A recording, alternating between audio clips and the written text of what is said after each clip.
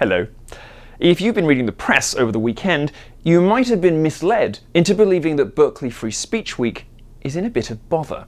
I'm here to set the record straight. UC Berkeley has been racking its brains for months trying to work out how to cancel Free Speech Week. They do not want us on campus. The administrators at UC Berkeley have tried everything to derail Free Speech Week, up to and including accusing the students of being inept. They're not. Here's what's really happening. Violent leftist thugs burnt down the UC Berkeley campus the last time I attempted to speak there. So they're right to fear the thugs who'll do anything to stop Milo, Anne, and Uncle Steve from holding a microphone on campus. Leading this coordinated bureaucratic mission to silence conservative voices at Berkeley is the Vice Chancellor of Student Affairs, Steve Sutton, who, it shouldn't surprise anyone, lists his preferred pronouns in his email signature.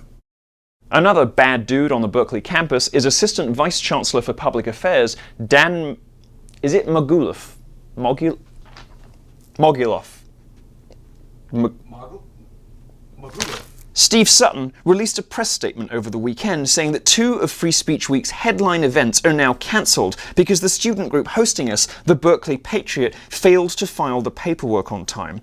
Well, that isn't true. For well over 3 weeks, the student group hosting Free Speech Week, the Berkeley Patriot, has been stonewalled, ignored and sidelined by the Berkeley administration, which has consistently refused to answer questions and even return phone calls. When students, sick of being ignored, physically went to the offices on campus, they were told administrators had run away.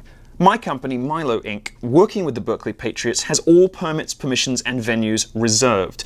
We simply had questions regarding the contract details before blindly giving Berkeley $65,000.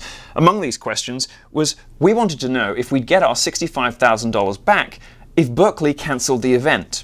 After endless attempts spanning 3 weeks, Steve Sutton's office has refused to respond to us. On Wednesday, September 13th, his office finally sent a new contract to the Berkeley Patriot with the deadline to be signed and delivered with $65,000 in fees by Friday, September 15th at 5 p.m. Pacific Standard Time. Since August 25th, we've been working in good faith with Sutton's office, and the September the 15th deadline came from nowhere and was completely arbitrary.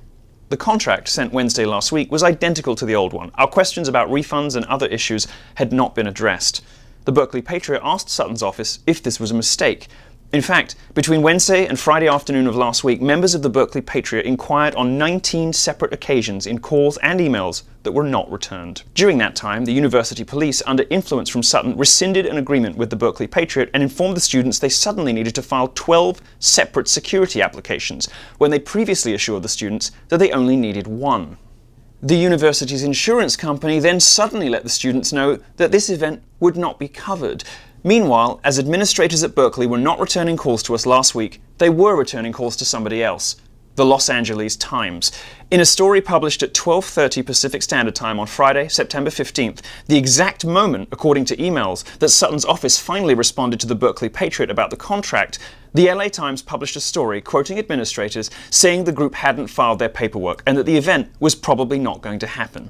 And what did the office have to say to us? Nothing, except that the contract was accurate and they would not be answering any further questions. Because our bank is on the East Coast, which UC Berkeley of course knows, this gave me and the Berkeley Patriot exactly 90 minutes to assess, review, sign and transfer $65,000 to the university in order to secure Zellerbach Hall and Wheeler Hall for our events. Despite the massive risk and repeated stonewalling from the administration at Berkeley, we did return the paperwork signed on time.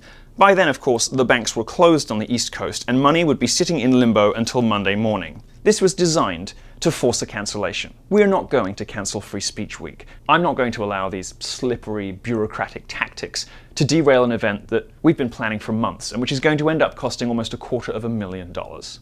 UC Berkeley waited until after a speech by establishment-friendly conservative Ben Shapiro to respond to the Berkeley Patriot and to us. They're trying to pretend to you that they're viewpoint neutral, but it obviously isn't true.